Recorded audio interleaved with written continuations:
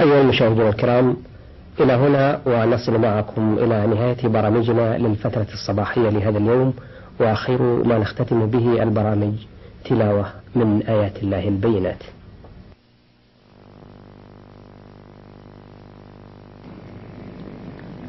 أعوذ بالله من الشيطان الرجيم.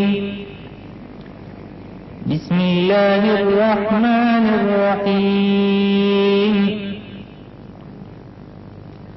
يا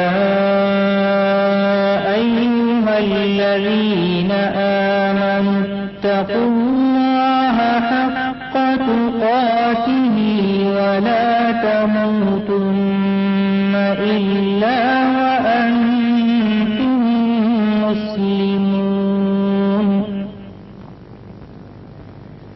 واعتصموا بحبل الله جميعا ولا تفرقوا،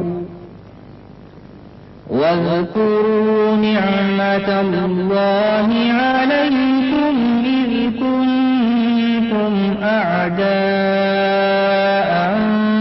فألف بين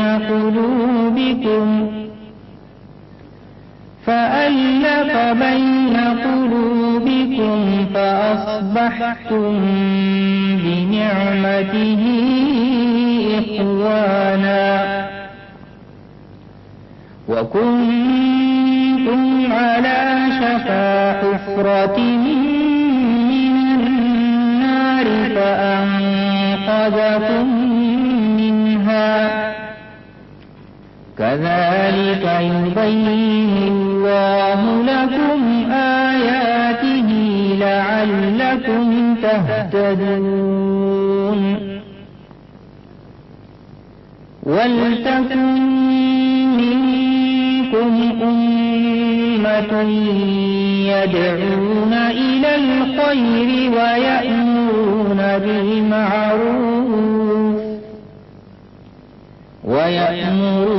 بالمعروف وينهون عن المنكر وأولئك هم المفلحون.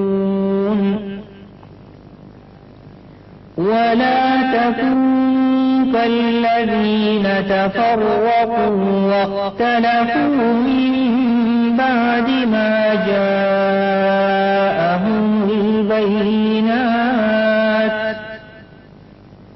وأولئك لهم عذاب عظيم.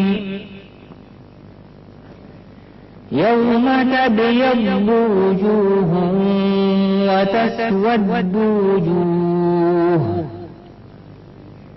فأما الذين اسودت وجوههم أكفرتم بعد إيمانكم فذوقوا العذاب بما كنتم تكفرون. وأما الذين ابيضت وجوههم ففي رحمة الله هم فيها خالدون.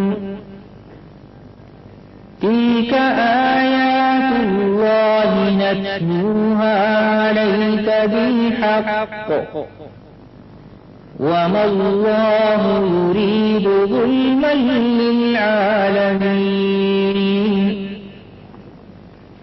ولله ما في السماوات وما في الأرض، وإلى الله ترجع الأمور. كنتم خير أمة أخرجت للناس تأمرون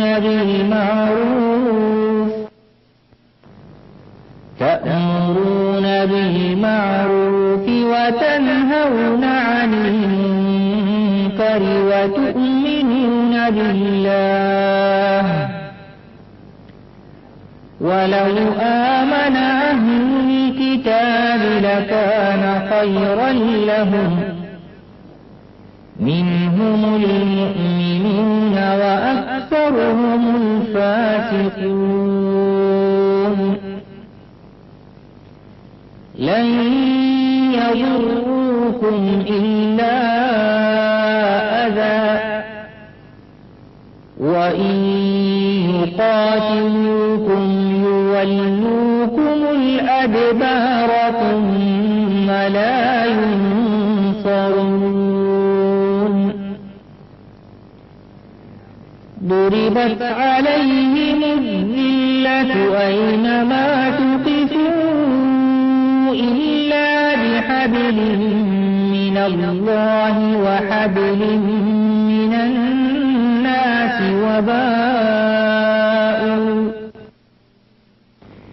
وباءوا بغضب من الله وضربت عليهم المسكنة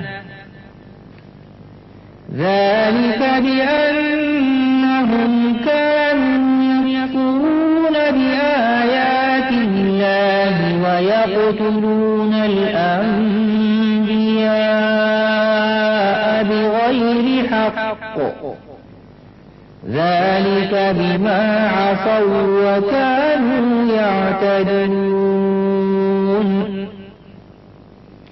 ليسوا سواء